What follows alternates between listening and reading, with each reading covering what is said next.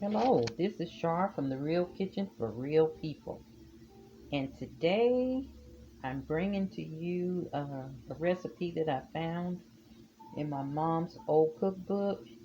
And it was her sugar cookies that everybody loves. So I'm hoping that everything is written down here. She wrote it, and I hope that it's all her ingredients are on here because everybody loved those sugar cookies.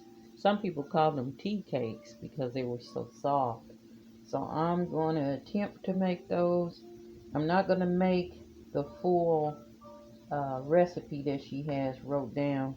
She has 3 cups of flour, 1.5 cup of sugar, 3 eggs, 1 cup of butter, and 2 teaspoons of vanilla flavoring. And that's the only ingredients she have wrote down. So I'm gonna try it this way and hope for the best. And you would preheat your oven at 350. So we're gonna today attempt to make Jewel's sugar cookies. And these are the ingredients. Like I said, it's a simple cookie. You just have your butter, your flour, your sugar, your eggs, and vanilla flavor. So I already have, of course, in my bowl the sugar and butter. I already have it in the bowl.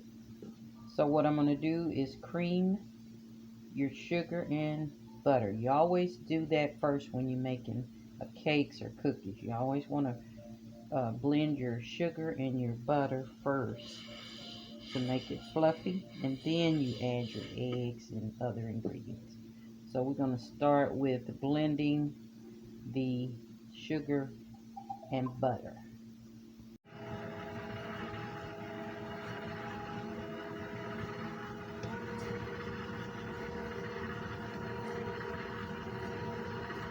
And you're going to blend this until it's nice and fluffy.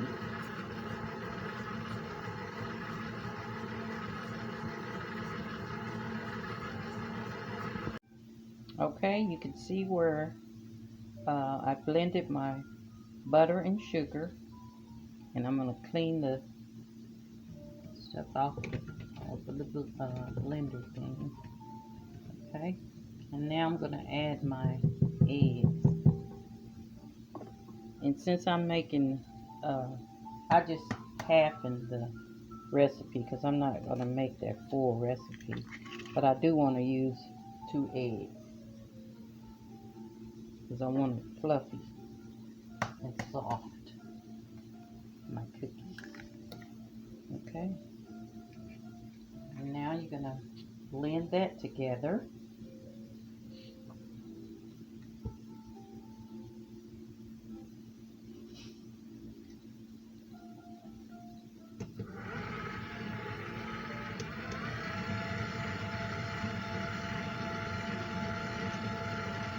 And be sure to blend that egg and that really good.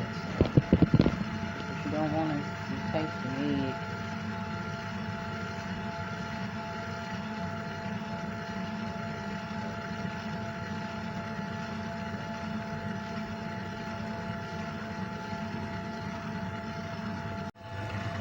And when you blending it, stop in between and scrape your sides. Don't scrape it while your blender is going. But stop your blender and then scrape your sides, and then continue blending your egg into your butter mixture. So in this mixture that's mixing, I have 3/4 cup of sugar and 1 stick of butter and 2 eggs. That's what I have mixing now. And then I'm going to put 1 teaspoon of vanilla flavoring while that's whipping. 1 teaspoon of vanilla flavoring. Okay, I'm adding my 1 teaspoon of vanilla flavoring.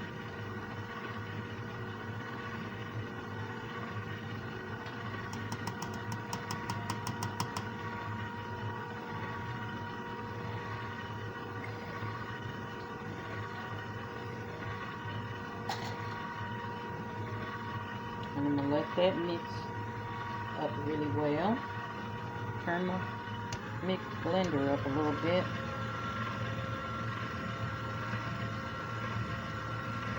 Mixing that well.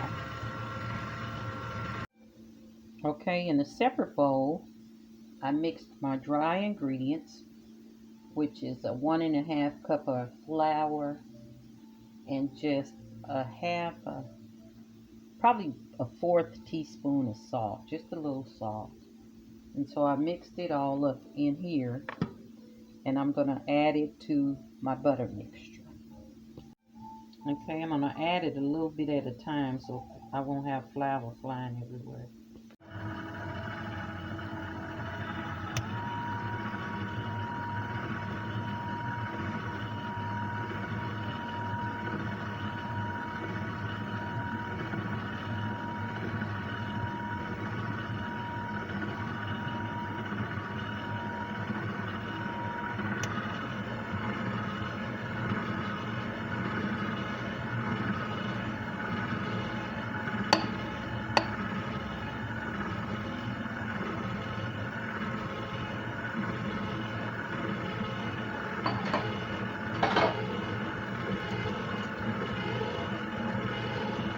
So mix that all up until you get your dough formed.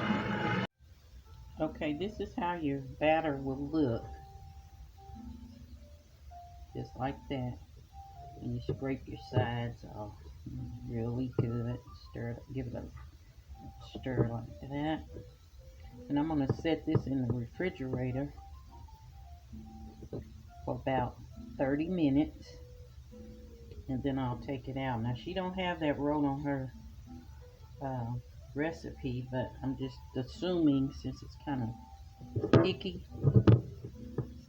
of sticky, like not able to really roll it or ball it, put it in balls on a cookie sheet.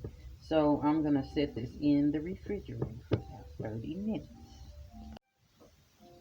Okay, while the cookie dough is in the refrigerator, I want to lightly spray my cookie sheet because I'm not having that many, so I got the smaller cookie sheet, and just lightly spray it on the bottom. Lightly spray. Okay, I'm going to clean up my dishes and I'll be back after the 30 minutes. Okay, it's been 30 minutes and I'm going to roll these into balls, this dough, and place them on my cookie sheet. And this is about what size you want them to be. Just place them on your cookie sheet. We'll roll them like that, and that's how it looks. I'll just place them on there. Spread them about a 1/2 inch apart. If your dough is still sticky, you might want to just put a little flour on your hands or sugar to keep them from sticking. But I'm going to try to get through it with this without putting it on my hands, but we'll see. It's kind of sticky. See? And I'm going to fill my cookie sheet up with dough. So, okay, here's my dough. I found out if you put a little flour on your hands or on your counter and roll it, it does better than the sugar. So I used flour to kind of help me roll those because it was still kind of a little sticky. But if you use flour when you're kind of making your balls, it'll make it a lot easier to roll. So I'm going to put these in the oven and cook from 8 to 10 minutes on 350. So that really, when your cookies around the edge start turning a light brown, you can take them out and then let them rest. So I'm going to go on and put these in the oven, and I'm going to check them after 8 minutes. If I don't think they're done enough, then I'll let them cook a couple of more minutes longer because we kind of like our cookies crispy. So I'll let these cook and I'll be right back. Okay, I kept mine in 10 minutes because I like to have that brown around the edge. Right around that edge, I like it brown. And if I had used a bigger cookie sheet, I probably would have had brown around those as well. But you can adjust. It'll be either 10 to 12 minutes, depending on your oven, how your oven cooks. And so now we're going to taste them. Okay, I'm going to try it. Mmm, delicious. Delicious. See how that pulls apart like that? Oh, that's wonderful. Beautiful. And it tastes fantastic. So this is my mom's recipe I found. So thankful that I found it in her stuff.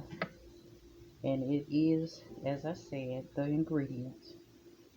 Except I halvened it because it's just two of us. So, but you have to try it because they are good. Some people call them tea cakes. My husband calls them tea cakes, but my mom called them sugar cookies. So it could be either one. They just good. Downright delicious. So be sure to thumbs up if you like this. Comment and for sure subscribe to The Real Kitchen for Real People. And I'll get back with you with another delicious recipe. So take care and be safe. Love, love.